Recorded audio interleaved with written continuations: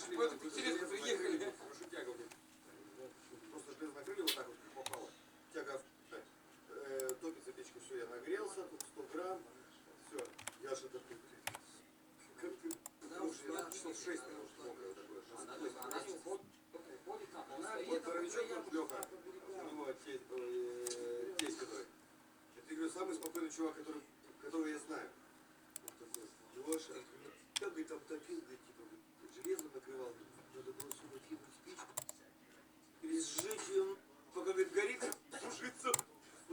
Боровик, понимаешь, это самый спокойный чувак. Потом как-нибудь познакомился. Звонит Серега.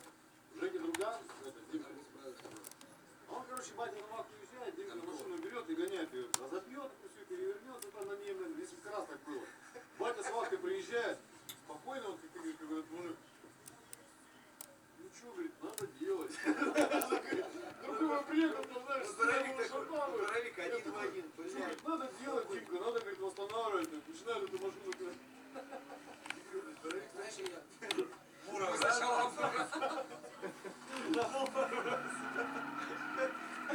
Ладно, давайте, братцы, по одной пойдем бурить плюс, потому что мы быстрее, солнце уже в зените, а мы с вами фигней занимаемся.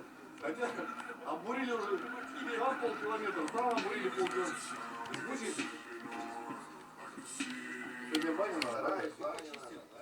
Нет, допустим, один на другом, Бодженко на кухне занимался. Это Разумов пел, а Леша ударил на баяне. Места красивые, да? Себе готовят. Ну, берега тоже, смотри, какие высокие. Вот как мы были на Берике, да, такие тоже. Офигенно. А на снегоходе едешь, какие... На снегоходе какие отвесы высокие проезжают. Повыше будут. Ладно, хорошие сычаки, давай, пойдем бурить уже.